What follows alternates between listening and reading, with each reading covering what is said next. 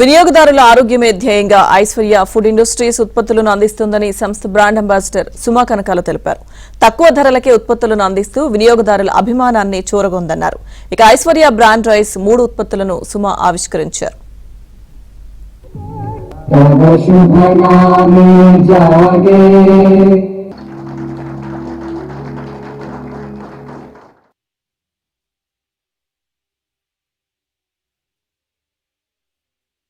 ఈరోజు ఐశ్వర్య బాలింతల బియ్యం, అలాగే ఐశ్వర్య లో GI rice and Aishwarya function బియ్యం, ఈ మూడిటి ప్రోడక్ట్ లాంచ్ జరిగింది. ఇక్కడ రైస్ అంటే మేబీ బాస్మతి రైస్ అండ్ ఇంకొక రకమైనటువంటి రైస్ నా వరకు తెలుసు, దంపుడు బియ్యం తెలుసు. కానీ ఇన్నిటిని ప్రవేశపెట్టినటువంటి సంస్థగా వారికి అభినందనలు తెలియజెప్తూ ఉన్నాను. కంగ్రాచులేషన్స్.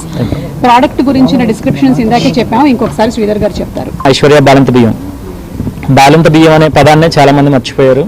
అది ఎప్పుడు 15-20 సంవత్సరాల క్రితం నేను నా చిన్నప్పుడు కూడా చూశాను. ఎంతోమంది పాత బియ్యం, పురటాల బియ్యం ఉన్నాయా అని చెప్పేసి అడిగి ఎక్కడుంటే అక్కడ వెతుక్కుని వెళ్ళి తెచ్చి వాళ్ళ ఇంట్లో ఉన్న బాలింతలతో వాడించేవారు.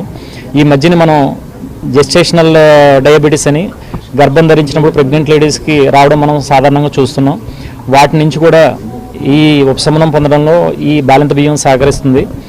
అసలు ఈ బాలింత బియ్యాన్ని ఇంతకు ముందు 15-20 సంవత్సరాల క్రితం వరకు కూడా దీని రైతులు చిన్న చిన్న గాదెల్లో ఒక 18 నెలల్లో పైగా నిల్వ ఉంచి ఆ ధాన్యాన్ని చిన్న చిన్న వ్యాపారస్తులు కొని దాన్ని ప్రాసెస్ చేసి వాళ్ళు అమ్మేవారు. వాళ్ళ దగ్గరికి ఎక్కడుంటే అక్కడ వెళ్ళి కొనుక్కుని తీసుకొచ్చి ఇంట్లో ఉన్న బాలింతలతోని అలాగే ప్రెగ్నెంట్ లేడీస్ తోటి వాడిచ్చేవారు. ఎందుకంటే పుట్టబోయే బిడ్డకి ఆరోగ్యంగా ఉంటుందని, అలాగే అప్పుడే పుట్టిన బిడ్డకి ఆరోగ్యం అనేది తల్లి పాల ద్వారా మాత్రమే లభిస్తుంది.